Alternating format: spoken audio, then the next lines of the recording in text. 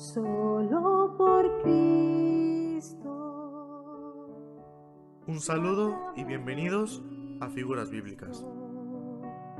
Me puedo reconciliar con mi Padre Celestial. Un programa donde compartiremos la palabra de Dios. Perfecto Cordero de Dios, único mediador. En la Biblia encontramos cientos de comparaciones de la vida cotidiana que esconden tras de sí una enseñanza básica para cada cristiano.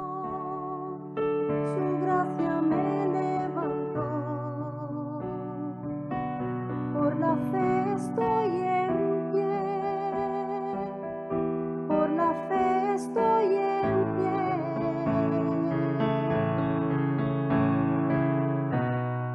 Hoy ondearé la bandera de victoria. En Figuras Bíblicas, cada semana traemos un bosquejo de las diferentes ilustraciones que encontramos en la Biblia. Hoy ondearé la bandera de victoria, que por su misericordia Te damos la bienvenida a Figuras Bíblicas. Que Dios nos bendiga a través de su palabra. Él es quien me perdonó, su gracia me levantó, por la fe estoy en pie, por la fe estoy en pie. Hoy ondearé la bandera de victoria, que por su misericordia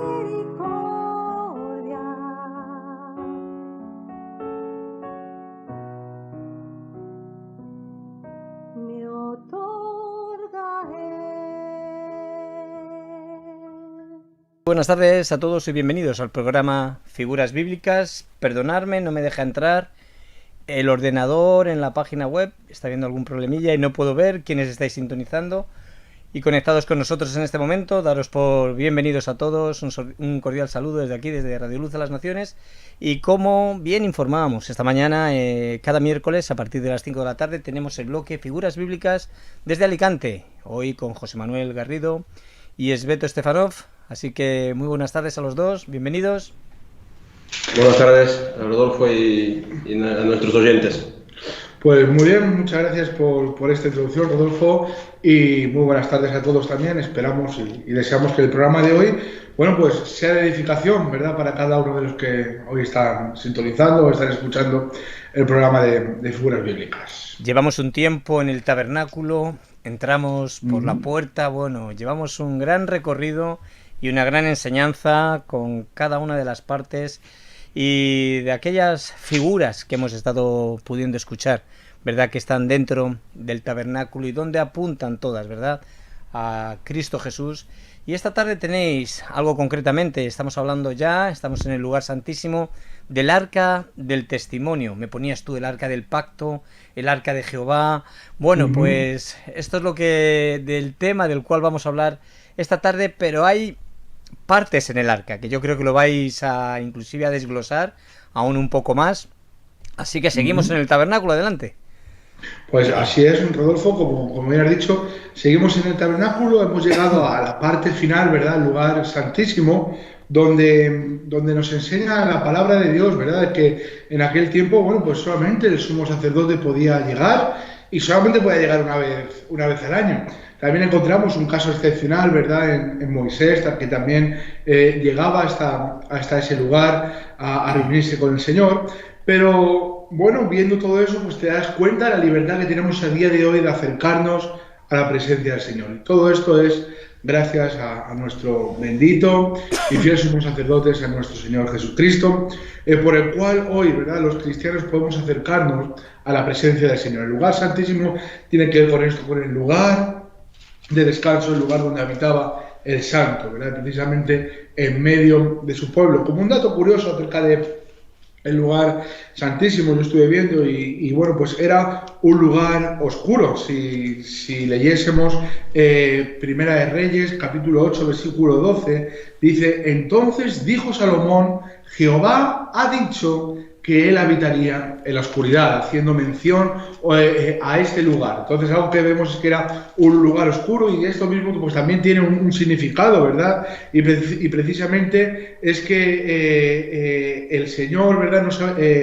no se había manifestado plenamente. De hecho, la manifestación plena de Dios o del Señor lo vemos en la persona de Cristo Jesús, ¿verdad?, donde podemos ver a Dios manifestado en carne. O Juan capítulo 1, ¿verdad?, versículo 14, nos habla de Cristo, dice: aquel verbo fue hecho carne y habitó entre nosotros, y vimos su gloria como del unigénito del Padre, lleno de gracia y de verdad. Entonces tú fíjate, ¿verdad?, todo este tipo de sombras y figuras que estamos viendo durante este tiempo nos tienen que llevar a poner la mirada en Cristo Jesús, ¿verdad? Vivimos un tiempo en el que muchas veces lo hemos dicho, como los cristianos, ¿verdad?, intentamos separarnos de todas estas tradiciones, de todos estos ritos humanos, para poder mostrar, ¿verdad?, de que el Señor no es lo que está pidiendo de nosotros, no es lo que está exigiendo de cada uno de nosotros, ¿verdad? Entonces, aunque hoy vemos todo esto que ocurrió en el pueblo judío, no significa ni mucho menos que nosotros nos vayamos a judaizar para nada, ¿verdad? De hecho, siendo extranjeros, siendo peregrinos, el Señor nos ha rescatado y ha hecho de cada uno de nosotros, sin importar de dónde seamos, una nación santa de sacerdotes. Entonces nos dice la Biblia que somos un linaje escogido y somos un real sacerdocio para poder anunciar las virtudes de aquel que nos ha llamado de las tinieblas a su luz admirable. Entonces, dentro de la palabra del Señor, el Señor nos maravilla como estamos leyendo el libro de Éxodo y ya encontramos a Cristo Jesús, ¿verdad? Ya encontramos al Señor, ya encontramos el propósito que Él tiene para cada uno de nosotros, y entonces nosotros que podemos participar detrás del velo y disfrutar de primera mano de la presencia del Señor, podemos decir: pues esto es maravilloso. Entonces, qué bueno, ¿verdad?, que en Cristo Jesús hoy podemos decir: Dios fue manifestado en carne. Mientras tanto, aquí estamos en el libro de Éxodo, capítulo 25, como bien has anunciado, para hablar de el arca del testimonio. Me gustaría leer estos pasajes del versículo 10 al 22 y darle paso a Esbeto. Y dice así: harán también un arca de madera de acacia, cuya longitud será de 2 codos y medio, su anchura de codo y medio y su altura de codo y medio. Y la cubrirás de oro puro por dentro y por fuera, y harás sobre ella una cornisa de oro alrededor. Fundirás para ella 4 anillos de oro que pondrás en sus 4 esquinas, 2 anillos a un lado de ella y 2 anillos al otro lado. Harás unas varas de madera de acacia, las cuales cubrirás de oro. Y meterás las varas por los anillos a los lados del arca para llevar el arca con ellas. Las varas que harán en los anillos del arca no se quitarán de ella. Y pondrás en el arca el testimonio que yo te daré, y harás un propiciatorio de oro fino, cuya longitud será de 2 codos y medio, y su anchura de codo y medio. Harás también 2 querubines de oro, labrados a martillo, los harás en los 2 extremos del propiciatorio.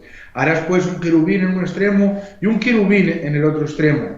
De una pieza con el propiciatorio harás los querubines en sus 2 extremos, y los querubines extenderán por encima las alas, cubriendo sus alas el propiciatorio, sus rostros, el uno enfrente del otro, mirando el propiciatorio los rostros de los querubines.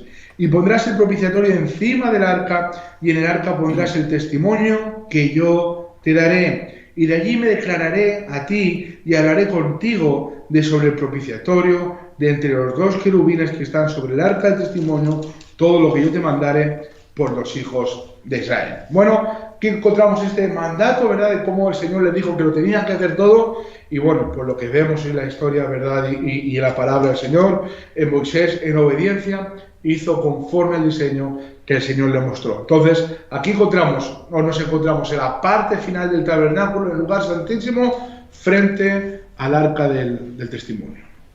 Pues buenas tardes de nuevo. A mí me gustaría, José, recordar un versículo que leímos en el principio cuando empezamos a hablar del tabernáculo, que viene en ese mismo capítulo 25 del Éxodo, del libro de Éxodo. Dice en el versículo 8, y harán un santuario para mí y habitaré en medio de ellos, ¿no? Quiero volver a recordar esto porque ahora hemos llegado el punto, hasta el momento hemos estado hablando de muchas cosas que eran figuras del Señor, figuras de lo que se tenía que hacer, sacrificio, pero ahora hablamos directamente de la presencia de Dios, es decir, hablamos directamente de ese mueble. Hoy he traído las medidas a Rodolfo, Sí. de ese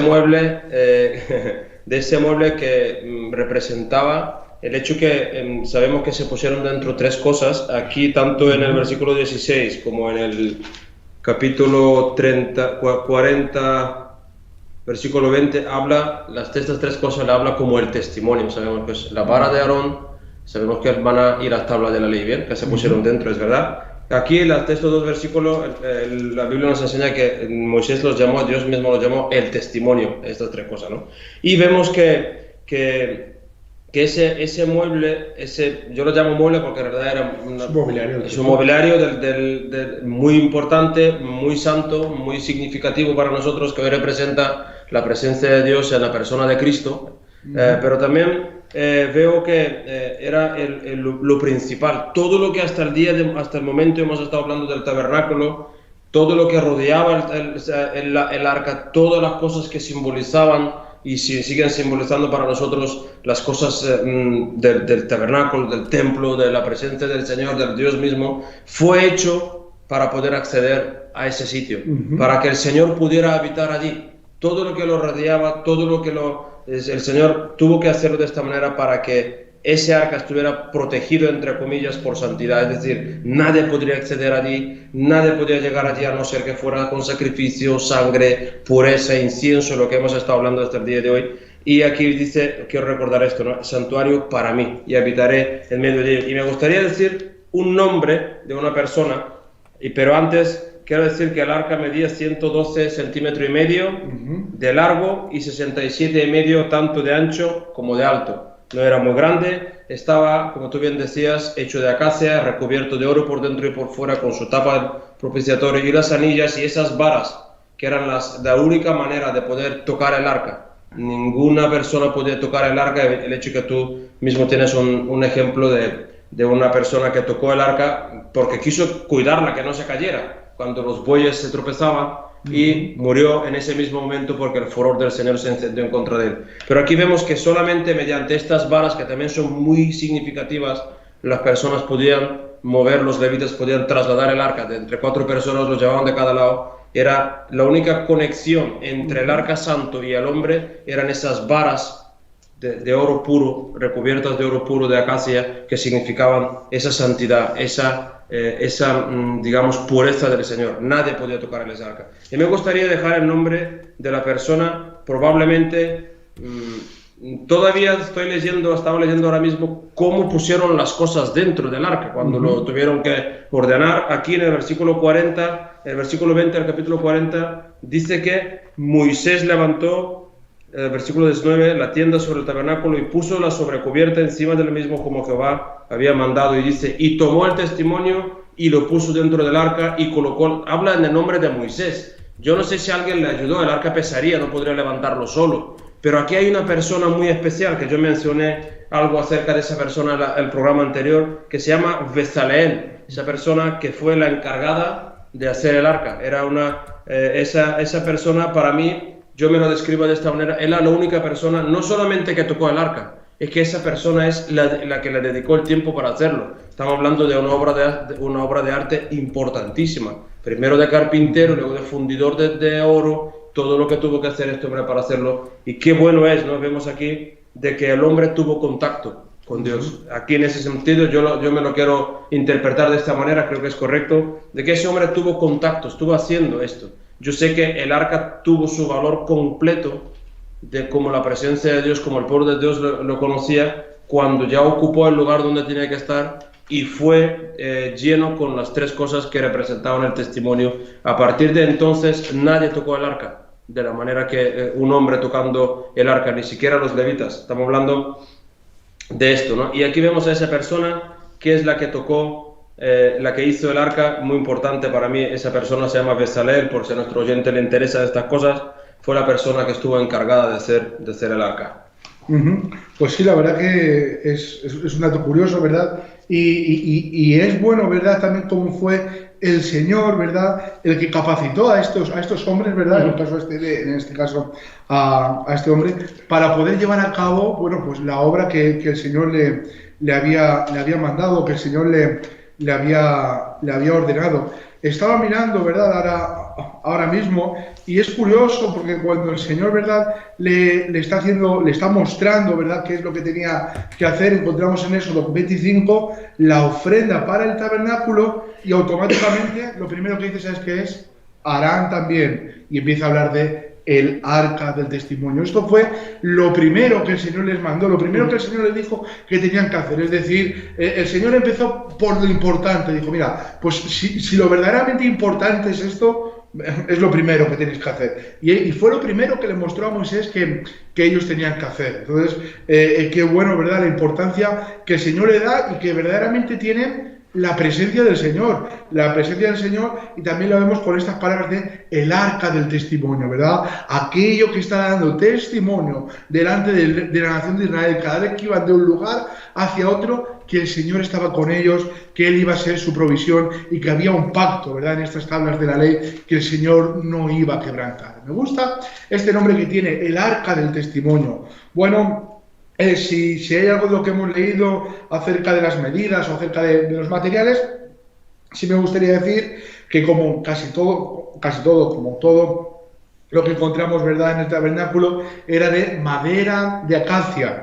Y hemos visto la madera de acacia recubierta de bronce, o, como en estos casos le estamos viendo, recubierta de oro, ¿verdad? Donde también ya hemos dicho en otra ocasión, y que tiene que ver con la humanidad de Cristo a la vez siendo Dios, es decir, Cristo tanto como hombre como Dios mismo. Entonces ya aquí nos está haciendo ver algo también precioso con respecto a Cristo Jesús. Y también nos habla de una cornisa, o nos habla de una cornamenta de oro, que no solamente la tenía el arca del testimonio, sino también la encontramos en el altar del incienso, en el altar de oro, y la encontramos también en la mesa de los panes de la proposición, que tiene que ver con la excelsa o con la sublime gloria de Dios, ¿verdad? Dando a entender que solamente Él es digno de ser coronado, de que solamente Él es digno de ser el Rey, de ser glorificado. Entonces, todo esto como sombras, a día de hoy ya lo vemos con muchísima más claridad, ¿verdad? Yo creo que los hijos de Dios hemos entendido por completo de que si a día de hoy somos algo, precisamente somos siervos del Rey de Reyes. Hemos comprendido que el Señor es nuestro Señor, es decir, que Él se ha enseñoreado en nuestras vidas porque Él es digno y porque Él se lo merece. Es decir, yo creo que a día de hoy no hay ningún hijo de Dios que pueda decir, no, yo soy rey. Bueno, aunque la palabra de Dios dice que Él ha hecho un reino de reyes y sacerdotes, reconocemos que sin Él no somos nada, que verdaderamente si hoy algo somos los hijos de Dios es porque hemos reconocido nuestra condición de siervos humildes delante del Rey de Reyes. Algo que también nos habla en los versículos 13 y 14, Beto nos ha estado hablando de esta única conexión que tenían entre los levitas y el arca, eran estas varas, ¿verdad? Dice que el Señor le dijo, harás unas varas de madera de acacia, las cuales cubrirás de oro, y meterás las varas por los anillos a los lados del arca para llevar el arca con ellas. Es decir, tenemos que entrar un poco en este tiempo en el que la nación de Israel eran peregrinos por el desierto, eran nómadas, por así decirlo, es decir, donde el Señor les decía que iban, ahí tenían que ir, donde el Señor paraba, ahí se tenían que parar. Entonces todo este tabernáculo se desmontaba y se llevaba hacia el lugar que el Señor decía que lo tenían que llevar. Por poner algún ejemplo, ¿verdad? En Números capítulo 10, versículo 33, me gustaría leerlo, que sea la palabra del Señor la que se mueva entre nosotros. Versículo 33 dice, así partieron del monte de Jehová camino de 3 días, y el arca del pacto de Jehová fue delante de ellos camino de 3 días, buscándoles lugar de descanso. Y la nube de Jehová iba sobre ellos de día desde que salieron del campamento. Cuando el arca se movía, Moisés decía, levántate, oh Jehová, y sean dispersados tus enemigos, y huyan de tu presencia los que te aborrecen. Y cuando ella se detenía, decía, vuelve, oh Jehová, a los millares de Israel. Entonces, aquí vemos, ¿verdad?, cómo el arca les acompañó desde el momento en el que fue construida a través del desierto hasta llegar a la tierra prometida. De hecho, si leyésemos Josué, capítulo 3, versículo 11, veríamos cómo el arca marchó delante de la nación de Israel a través del Jordán hacia el lugar, hacia la tierra que el Señor les había prometido. Josué, capítulo 8, versículo 33, si queréis también lo podemos leer, porque precisamente encontramos que esto para ellos también era como un lugar de reunión en todas las guerras o en todas las batallas que el pueblo de Israel tenía. Si había un lugar donde reunirse, pues precisamente era donde estaba el arca, donde estaba la presencia del Señor. Josué, capítulo 8, versículo 33, dice así: y todo Israel, con sus ancianos, oficiales y jueces, estaba de pie a uno y otro lado del arca, en presencia de los sacerdotes levitas que llevaban el arca del pacto de Jehová, así los extranjeros como los naturales. La mitad de ellos estaba hacia el monte Gerizim y la otra mitad hacia el monte Ebal, de la manera que Moisés, siervo de Jehová, lo había mandado antes para que bendijesen primeramente al pueblo de Israel. Entonces, qué bueno, ¿verdad?, que el arca del Señor, ¿verdad?, o el arca del testimonio, también nos viene a manifestar esto, ¿verdad? Nos viene a manifestar un lugar de seguridad durante el tiempo de guerra, durante el tiempo de batalla, ¿verdad? Nos viene a hablar, ¿verdad?, de que era el Señor. Me gusta, ¿verdad?, como Moisés decía: levántate, Señor, y pelea por nosotros, dispersa a nuestros enemigos. Y qué bueno, ¿verdad?, es poder conocer la presencia del Señor de esta manera, ¿verdad? El Señor obrando y el Señor trabajando por su pueblo. Y me gusta también ver esto: si hay un lugar de reunión de los hijos de Dios, si hay un sitio en el que estamos unidos, en el que estamos unánimes, ¿sabes dónde es? Al lado de la presencia del Señor. Y me gustaba ver esta enseñanza y llevarla al tiempo presente. ¿Para qué nos vale una enseñanza si no somos capaces de aplicarla a nuestros días, ¿verdad? Pero qué bueno, ¿verdad?, es poder estar seguros de esto. Y bueno, pues simplemente si eres un poco más curioso y quieres saber cómo concluyó el arca, pues en Primera de Reyes también me gustaría ver cómo fue en el templo de Salomón, que allí encontró su lugar, ¿verdad? Vemos que David quiso construir templo al Señor. El Señor le dijo que él no podía, que había derramado sangre, pero que Salomón sí que iba a poder construir un templo para el Señor. Y vemos cómo fue un templo grande en el que David se había encargado de recopilar los materiales. Y dice Primera de Reyes, capítulo 8, versículo 6, dice: y los sacerdotes metieron el arca del pacto de Jehová en su lugar, en el santuario de la casa, en el lugar santísimo, debajo de las alas de los querubines, porque los querubines tenían extendidas las alas sobre el lugar del arca, y así cubrían los querubines el arca y sus varas por encima, como Dios ya había mandado, ¿verdad? Dice: y sacaron las varas de madera de sus extremos, dice, y sacaron las varas de manera que sus extremos se dejaban ver desde el lugar santo, que está delante del lugar santísimo, pero no se dejaban ver desde más afuera, y así quedaron hasta hoy. Bueno, pues ahí quedó, ¿verdad?, el arca del testimonio, el arca del Señor, en el lugar de la casa, en el templo de Salomón. Estaba escuchándote, estaba mirando, José, entre que el Señor anunció la construcción del tabernáculo con todos los detalles, y el momento que se empezó a construir ocurrieron cosas muy importantes para el pueblo de Israel. Imagínate, estaba leyendo ahora mismo el Señor dándole instrucciones a Moisés en el monte arriba, lo que tiene que hacer, cómo tiene que hacerlo, dándole instrucciones acerca de su hermano, de quién iba a llegar a ser su hermano, sus hijos, la tribu de Leví, todo lo que iba a venir detrás de ellos, dando un ministerio, preparando un ministerio para Aarón, para sus hijos.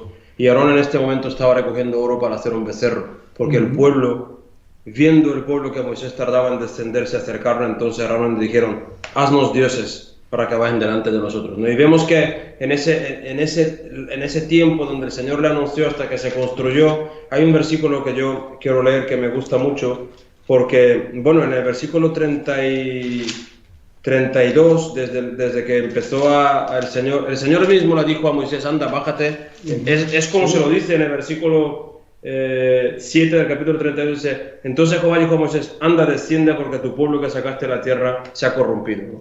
Y vemos como, y en el versículo 32, capítulo 32 entero, vemos esta situación. El Señor le dice lo que le dice, Moisés baja, rompe las tablas y empieza después a tener como un pedir a Dios que tuviera misericordia, sin entrar en detalles acerca. Bueno, el Señor tienen una conversación, Moisés habla con Dios, Dios le responde cosas, y llega un momento, el versículo 33, el versículo 12 y el versículo 13, 14 y 15, donde está ese famoso pasaje que Moisés le dijo a Dios, ahora pues, si he hallado gracia en tus ojos, te ruego que me muestres ahora tu camino, para que te conozca y haya gracia en tus ojos, y mira que esta gente es pueblo tuyo. Y él dijo, mi presencia era contigo y te daré descanso. Es lo que el Señor le contestó. Y Moisés le dijo, y Moisés respondió, si tu presencia no ha de ir conmigo, no nos saques de aquí. Y luego sabemos lo que el Señor está diciendo. ¿Por qué digo todo esto? Porque el Señor le dijo, yo pasaré delante tuya, te meteré en la peña, pondré mi mano a tus ojos para que no me vieras, porque nadie ha visto mi rostro y ha quedado vivo. Dice, pero sin embargo verás mis espaldas. Pues eso es justamente lo que ocurrió. El arca de Dios, como tú bien leías, el arca de Dios iba delante del pueblo buscándole sitio donde quedar, ¿verdad?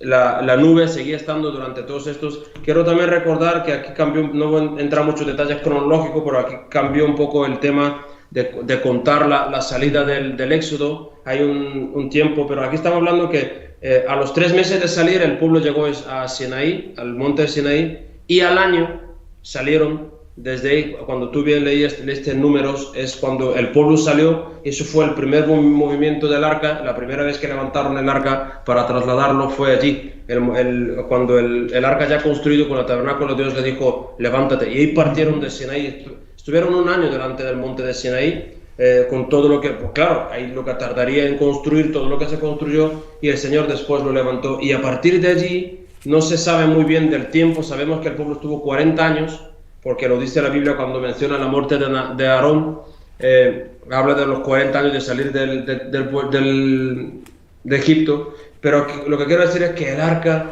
iba delante de ellos. Igual que el Señor le dijo a Moisés, yo pasaré y me verás las espaldas, y mi presencia es esta, y tú seguirás detrás de ella, porque eso es lo que Moisés le pidió. Si tu presencia no nos acompaña, no nos sacas de aquí. El Señor le dijo, yo iré delante y tú detrás. Y eso es lo que representaba la presencia de Dios. Hoy nosotros, mira, también me gustaría decir que el arca como mobiliario no está muy claro cuándo desapareció. Puede ser que por cuando Babilonia destruyeron Judá, no sabe muy bien cuándo desapareció el arca, pero sí sé que ahí hay un versículo en la Biblia donde habla de un tiempo donde este arca no tendrá más valor espiritual, en el sentido de representar a Dios, ¿vale? Hay un versículo en el libro de Jeremías, en el capítulo 3, en el versículo, creo que es el 16, y dice el profeta, y acontecerá que cuando os multipliquéis y crezcáis en la tierra, en esos días, dice Jehová, no se dirá más arca del pacto de Jehová, ni vendrá el pensamiento,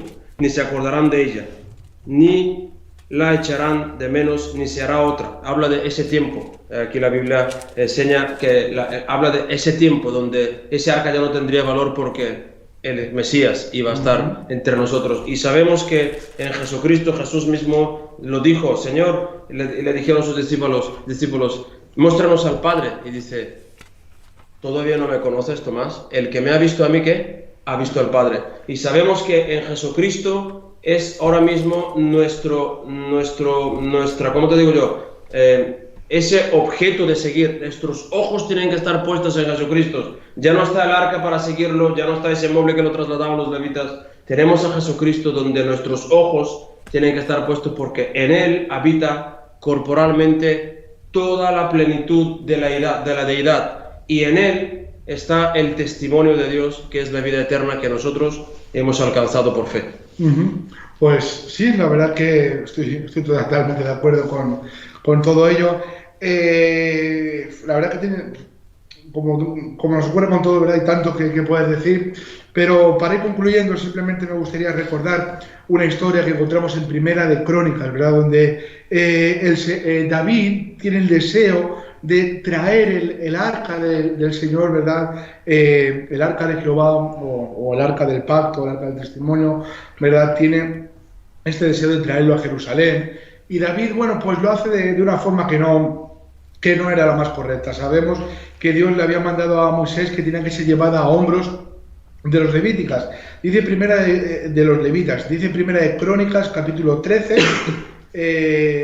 me gustaría leerlo también, del versículo 5 un poco en adelante. Dice: entonces David tomó consejo con los capitanes de millares y de centenas y con todos los jefes. Dice, y dijo David a toda la asamblea de Israel: si os parece bien y si es la voluntad de Jehová nuestro Dios, enviaremos a todas partes por nuestros hermanos que han quedado en todas las tierras de Israel, y por los sacerdotes y levitas que están con ellos en sus ciudades y ejidos, para que se reúnan con nosotros y traigamos el arca de nuestro Dios a nosotros, porque desde el tiempo de Saúl no hemos hecho caso de ella. Y dijo toda la asamblea que se hiciese así, porque la cosa parecía bien a todo el pueblo. Entonces David reunió a todo Israel, desde Sior de Egipto hasta la entrada de Hamat, para que trajesen el arca de Dios de Kiriat Jearim, y subió David con todo Israel de Baal de Kiriat Jearim, que está en Judá, para pasar de allí el arca de Jehová Dios, que mora entre los querubines, sobre la cual su nombre es invocado. Y llevaron el arca de Dios de la casa de Abinadab en un carro nuevo, y Uza y Ahío guiaban el carro. Y David y todo Israel se regocijaban delante de Dios con todas sus fuerzas, con cánticos, arpas, salterios, tamboriles, címbalos y trompetas. Pero cuando llegaron a la era de Kidón, Uza extendió su mano al arca para sostenerla, porque los bueyes tropezaban. Y el furor de Jehová se encendió contra Uza y lo hirió, porque había extendido su mano al arca, y murió allí delante de Dios. Y David tuvo pesar, porque Jehová había quebrantado a Uza, por lo que llamó aquel lugar Pérez Uza hasta hoy. Y David temió a Dios aquel día y dijo: ¿cómo he de traer a mi casa el arca de Dios? Y no trajo David el arca a su casa en la ciudad de David, sino que la llevó a casa de Obed-edom geteo, y el arca de Dios estuvo con la familia de Obed-edom en su casa 3 meses, y bendijo Jehová la casa de Obed-edom y todo lo que tenía. Bueno, me gustaría desglosar mucho más esto, no tenemos el tiempo, pero algo que sí que vemos, ¿verdad?, es que David, por ignorancia, decidió trasladar el arca del Señor de una forma que no era correcta, no era como Dios había mandado, otra vez, por ignorancia. Pero la ignorancia no nos exime de las consecuencias. De hecho, David tenía que saberlo, aunque no lo sabía, pero debía de saberlo. Algo que vemos también es que, fíjate, aunque no era la manera de Dios, ahí encontramos al hombre de Dios con todos los principales de aquel tiempo, y dice: y David y todo Israel se regocijaban delante de Dios con todas sus fuerzas, con cánticos, con arpas. Es decir, ellos estaban regocijándose, estaban con gozo, pero no estaban haciendo la voluntad del Señor. Tenían un buen deseo, pero no era a la manera de Dios, ¿verdad? Entonces, también aquí hay una advertencia, ¿verdad?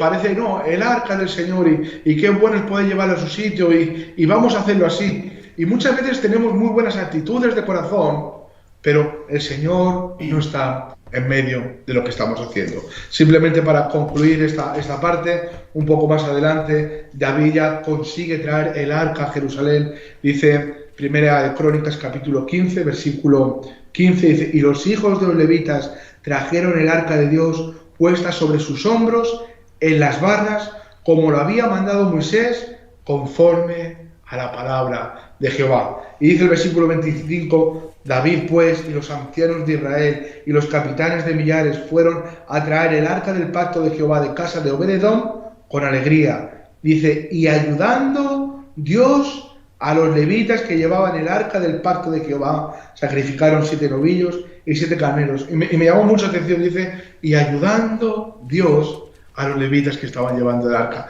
Entonces, qué bueno, ¿verdad?, es poder actuar de esta manera. ¿Había gozo en este momento? Mucho gozo, ¿verdad? Hasta el punto de que la esposa de David llegó a menospreciarlo en su corazón, de la forma en la que David se estaba comportando a causa del gozo. Y si lo queréis leer, a partir del versículo 7 de Primera de Crónicas, capítulo 16, encontramos un salmo de alabanza precioso, ¿verdad?, de David. Y esto es lo que tiene que haber. Cuando estamos en la presencia del Señor, tiene que haber gozo en nuestras vidas, tiene que haber temor. Y como bien nos decías, Beto, el Señor exige santidad para llegar a su presencia. Y ahí estamos tú y yo, ¿verdad? En este punto en el que nuestras vidas tienen que ser limpiadas de continuo. Sabemos que Cristo Jesús ya nos ha perdonado, nos ha lavado, pero de continuo necesitamos una limpieza para presentarnos de la forma y de la manera que Dios quiere delante de Él. Y actuar en consecuencia de lo que el Señor nos dice en su palabra. No lo que yo interpreto, no lo que a mí me parece, sino lo que Dios está diciendo en su palabra. Y entonces podremos experimentar un gozo que, aunque nos vean los incrédulos, aunque nos vean los paganos y nos puedan menospreciar en su corazón, sabemos que tenemos gloria de parte del Señor, porque el Señor nos está ayudando y estamos llevando su presencia donde el Señor nos enviare. Yo por mi parte, Rodolfo, aquí lo quiero dejar, hay mucho más, pero gracias a Dios que, si Él lo permite, también tendremos más programas para hablar de ello. Una historia tremenda. Pues sí. Tanto José como Esbeto. ¿Sabéis por qué? Porque de la manera que David quiso trasladar el arca, ¿verdad?, en este carro nuevo, fue imitando a una forma en que los filisteos, ¿verdad?, cuando fue capturada el arca, y al devolverla, fue de la forma que lo hicieron, en un carro nuevo. Y hay consecuencias. Esta mañana hablabas tú con respecto al versículo 2 de Romanos capítulo 12. No os conforméis a este siglo, sino tenemos que renovarnos. Si hubo alguien que dijo que el celo sin conocimiento es fanatismo religioso, ¿verdad? Y esto es lo que tenía David. Tenía un celo de querer, pero sin conocimiento, ¿verdad? Y le llevó a unas consecuencias tremendas. Una imitación a algo que los mundanos hacían era de la forma que él quería llevar el arca, cuando Dios había diseñado de qué forma. Y bueno, ahí lo podéis leer en Primera de Samuel, en el primer libro de Samuel, capítulo, desde el 1 hasta el 6 y 7, ¿verdad?, donde ya David traslada el arca de la manera correcta, se goza. ¿Pero por qué? Porque se introdujo en la palabra de Dios, nos enseña, ¿verdad?, y se puso a meditar y a ver en la palabra de Dios, y entonces se dio cuenta de qué forma tenía que trasladar el arca. Y cuando uno obedece, se arrepiente y obedece a lo que Dios demanda, pues vemos que hay un gozo. Y posteriormente hay un cántico y hay una victoria, que fue como realmente nos explica esta historia tan tremenda, ¿verdad?, de primer libro de Samuel. Y tú lo has hablado en Crónicas, también nos viene. Pero no podemos imitar al mundo, ¿verdad?, en las cosas. No podemos mezclar la luz con las tinieblas, ¿verdad, Esbeto? Ni la verdad con la mentira, ni la justicia con la injusticia. Hay unas consecuencias posteriores, ¿verdad? Pues sí, la verdad que sí que hay consecuencias, siempre, ¿verdad? Cada vez que queremos actuar, incluso para agradar a Dios, a la manera del mundo, ¿verdad?, hay consecuencias malas, porque precisamente el Señor no actúa de la misma forma y no demanda lo mismo, ¿verdad?, que está establecido en este mundo en cada uno de nosotros. Y seguramente, yo examinándome, seguramente en momentos de mi vida también habré adquirido hábitos del mundo, ¿verdad?, pensando que estaba bien, pensando que es con un buen propósito, pensando que es para el Señor, ¿verdad? Y muchas veces este es el error, ¿verdad? Hay muy buen deseo, pero muchas veces falta conocimiento, ¿verdad? Falta conocimiento de lo que el Señor está demandando de cada uno de nosotros. Hay una frase, ¿verdad?, muy histórica, pero muy verdadera, es que el fin no justifica los medios, ¿verdad? Y aunque yo pueda tener un buen deseo, la forma en la que yo tengo que hacer es conforme al deseo del Señor y conforme a lo que el Señor, pues, ha dictaminado su palabra. Y muchas veces pensamos, no, es que el Señor no lo ha dejado su palabra. Muchas veces es tan sencillo como estudiar la Biblia, como indagar y conocer al Señor. No es muchas veces también, ¿sabes? Parece que estamos esperando una revelación del cielo para hacer algo. Y el Señor en su palabra, que es una revelación del cielo para cada uno de nosotros, ¿verdad? Pero Él ya nos lo ha dejado escrito mucho antes que nosotros nos preguntemos el cómo, el por qué. Había preguntas, yo siempre con esta historia siempre me ha llamado mucho la atención, y cuando vi esta parte, ¿verdad?, de cómo David quiso llevar el arca con este carro nuevo y bueno, de esta forma que tuvo sus consecuencias. Hay preguntas de personas cuando has hablado sobre este tema, decía que por qué a los filisteos no le ocurrió lo mismo que le ocurrió a Pérez Uza, en este caso, quien quiso evitar esa caída, ¿verdad?, en cuanto a la decisión del rey David de llevar el arca de esta manera. Bueno, porque los filisteos no estaban ni instruidos en la palabra de Dios, no eran el pueblo separado por Dios, no sabían de cómo tenían que hacer estas cosas, y en el plan soberano de Dios ocurrió ese acontecimiento. Ahí cuando fue trasladada la gloria de Dios, esta mujer de Fines, cuando murió en el embarazo, cuando dio a luz, dijo, le llamó Icabod. ¿Por qué? Porque dijo, la gloria de Dios ha sido traspasada, ¿verdad? Fue capturada, donde la gloria de Dios representaba el arca del pacto, la gloria de Dios, y fue traspasada, y ahí vemos unas consecuencias. Pero estas personas no sabían, y ellos lo que querían era de una manera u otra devolver el arca, porque estaba trayendo unas consecuencias terribles al pueblo de los filisteos, ¿verdad? Entonces, bueno, pues vamos a hacer un carro nuevo. Pero ¿qué ocurre? ¿Qué diferencia hay? Que el pueblo de Dios sí sabía cómo tenía que llevar el arca. David no consultó con los levitas, y inclusive, bueno, pues Pérez Uza dicen, yo he estado mirando hace tiempo, viene y procede también de la tribu de Leví. Ahora mismo no lo puedo asegurar muy bien, pero sabía de qué forma tenía que llevar el arca. Bueno, vemos las consecuencias a la desobediencia de Dios. No quiso la bendición, ¿verdad?, dice la Biblia, y se fue, quiso la maldición y esta le sobrevino. Bueno, tenemos que tener mucho cuidado en cuanto a lo que Dios ha diseñado y nosotros salirnos del diseño de Dios. Luego, obviamente, fíjate, estaba leyendo un comentario con respecto a esto, dice que en el transcurso de 3 meses, David sin duda examinó su corazón y confesó sus pecados. Se volvió, que era lo que hablábamos antes, se volvió a la ley del Señor para descubrir las instrucciones de Dios para transportar el arca. Dios estaba bendiciendo la casa de Obed-Edom cuando estaba el arca del pacto, que era la presencia, y él decía que cómo era posible. Entonces también quiso la bendición, pero ¿de qué forma?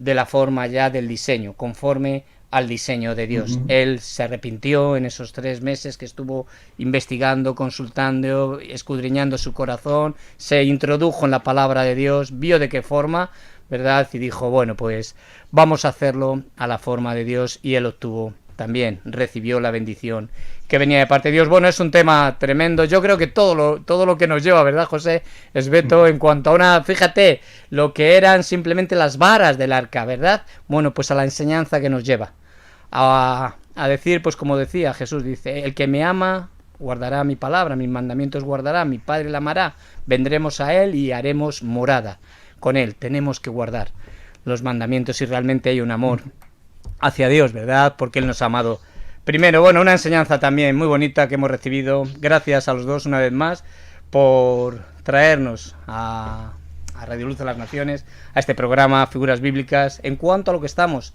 desarrollando y descubriendo en el tabernáculo, ¿verdad? Y todo nos apunta al diseño. Aquel que dice, yo sé que siempre el Padre está conmigo porque siempre hago lo que le agrada al Padre, ¿verdad? Estamos hablando de Cristo Jesús, la obediencia perfecta al Padre. Y bueno, y yo creo que ahí tenemos el mayor ejemplo, ¿no? Pues sí, totalmente, siempre lo encontramos ahí.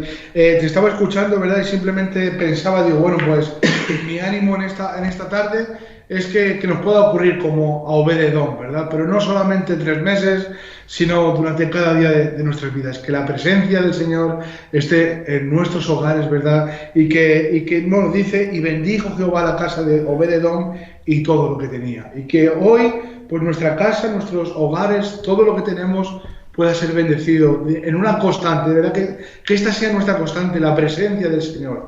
Y qué bueno, ¿verdad? No necesitamos un arca, porque si no, fíjate, si solamente tuviese un arca, estaríamos todo el mundo peleando. ¿Quién ¿no? Bueno, ¿verdad? Que el Espíritu Santo en nuestras vidas puede entrar en nuestros hogares como entrar en nuestras vidas y ponerlo todo patas arriba, ¿verdad? Como muchas veces se suele decir. Pero que la bendición del Señor hoy esté en nuestras vidas porque tenemos un corazón entendido y un corazón dispuesto y rendido a la presencia del Señor. Y que hoy, bueno, pues el Señor nos bendiga, es nuestro deseo, porque donde está la presencia del Señor es donde está la bendición. Amén. ¿Verdad? Hablabas de los filisteos, bueno, pues estos dijeron, mira, vamos a meter esta arca, por así decir, la dejaron donde estaba su dios Dagón, ¿verdad? Qué fuerte. Y que fue al día siguiente y se lo encontraron decapitado. Bueno, pues es que la presencia del Señor es poderosa y los nombres, no nos ha dado tiempo, pero los nombres del arca de Dios tienen que ver con esto, con la eficacia y el poder de la presencia del Señor.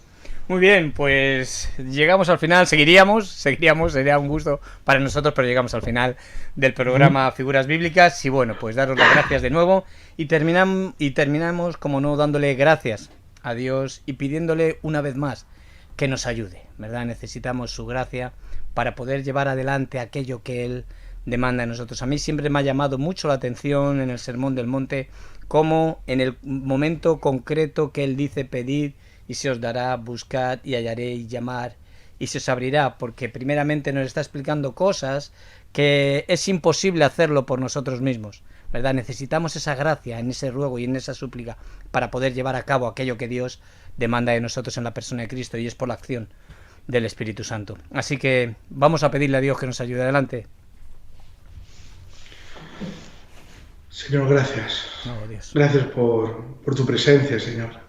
Señor, gracias porque tú has sido tan bueno para con cada uno de nosotros, Señor.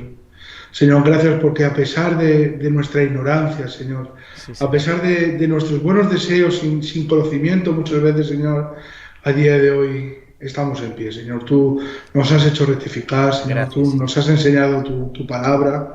Señor, queremos aprender enseñanza, queremos aprender doctrina, pero doctrina bíblica, Señor. Que seas tú nuestro maestro, sí, Señor. Que seas tú el que enseña a nuestros corazones, Señor, y poder tener comunión unos con otros, Señor, en tu palabra, Señor. Sí, sí. Señor, gracias porque tu presencia es preciosa, Señor.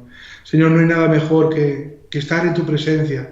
Ayúdanos, Señor, a invertir nuestra vida ahí, Señor, a invertir nuestro tiempo en tu presencia, Señor, sí, donde tú te manifiestas a nosotros, Señor, donde tú nos bendices, donde tú traes exhortación a nuestras vidas, Señor, donde estamos tal y como somos, Señor, sin necesidad de aparentar nada, porque tú lo conoces todo, Señor.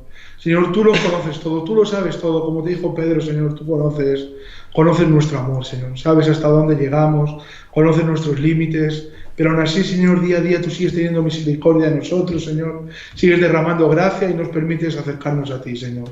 Gracias, Señor. Yo te pido que tú renueves nuestro entendimiento, Señor, que renueves nuestras vidas delante de ti, Señor, que verdaderamente, Dios mío, podamos adorarte en espíritu y en verdad, Señor. Así es. Señor, gracias por tu palabra, Señor. Gracias por la experiencia de poder disfrutar de ti, Señor. De poder acercarnos a ti y saber que no hay tapujos, Señor. Sí, Señor, que podemos ser nosotros reales delante de ti. Por eso, hoy en esta tarde, Señor, te pido por aquellos que no te conocen, Señor. Aquellos que simplemente tienen oídas, aquellos que saben algo, pero no tienen una realidad en ti, no tienen una identidad en Cristo, Señor. Yo te pido por sus vidas que hoy tú les salves, Señor, que hoy tú traigas arrepentimiento a sus vidas, a sus corazones, Señor, traigas convencimiento y puedan clamar a ti, Señor. Sí, Señor. En el nombre de Cristo, Señor, esta es mi petición, Señor, yo te lo pido, Señor, en el nombre de tu Hijo. Amén, Señor. Amén. Amén. Le damos las gracias a toda la audiencia. Violeta Jacuinde nos está dando las gracias por compartir esta enseñanza. Muchas bendiciones también para ti, Violeta, y para todos los que habéis estado. Hay una canción que me gustaría despedirnos con ella, que el título es Buscando tu presencia, estaré. Dice, buscando tu presencia, estaré, Dani, si la puedes seguir buscando. Amando tu venida viviré, ¿verdad? Y esto es lo que siempre decimos cuando despedimos el programa de Luz de la Mañana y los programas que tenemos en directo, que lo mejor aún está por venir, ¿verdad? Amamos la venida de Cristo. Cristo viene. Estamos viendo cosas que están aconteciendo, ¿verdad? Que lo que nos hace es estar con nuestras lámparas encendidas, ¿verdad? Como esas 5 vírgenes que estaban preparadas y estaban con sus lámparas encendidas por la visitación del novio. Bueno, pues estamos esperando la segunda venida de Cristo, ¿verdad? Amamos su venida, a lo mejor aún está por venir. Y vamos a despedirnos de este programa Figuras Bíblicas con esta preciosa alabanza. Buscando tu presencia, estaré, amando tu venida, viviré. Que Dios os bendiga. Gracias a los dos por haber estado con nosotros. Un fuerte abrazo. Y a toda la audiencia nos despedimos también desde Radio Luz de las Naciones y deseando, pues eso, que tengamos este deseo en nuestro corazón. Cristo viene, Maranata.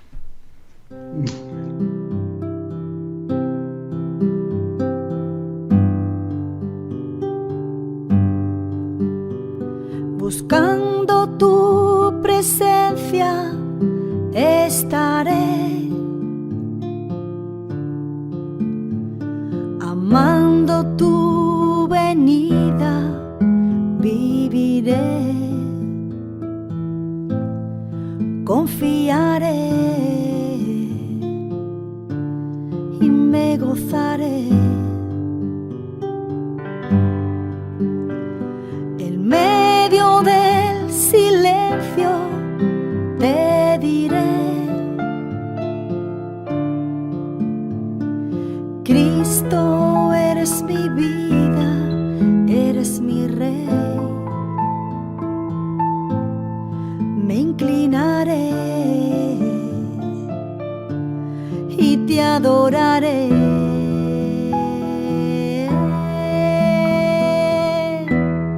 ¿Y a quién iré?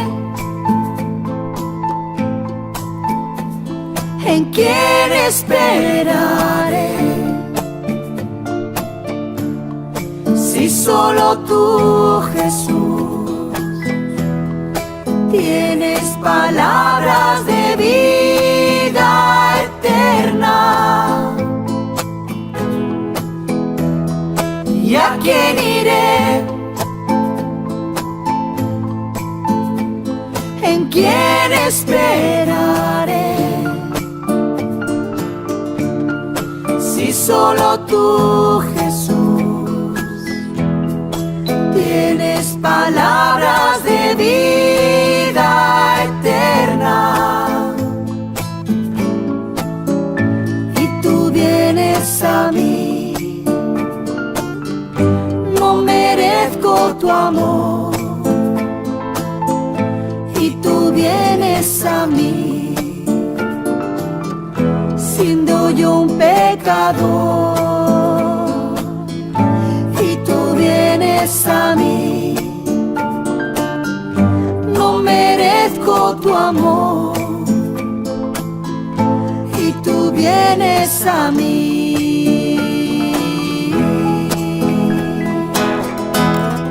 ¿Y a quién iré?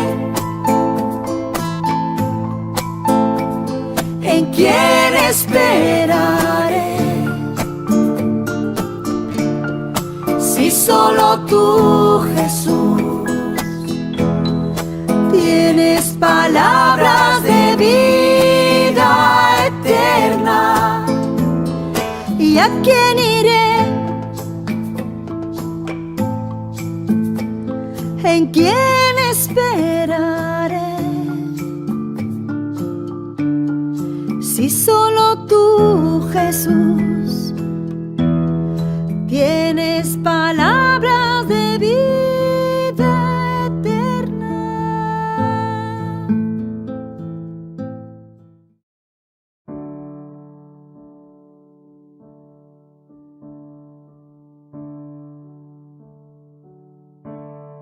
Solo por Cristo y a través de Cristo me puedo reconciliar con mi Padre Celestial. Él es la propiciación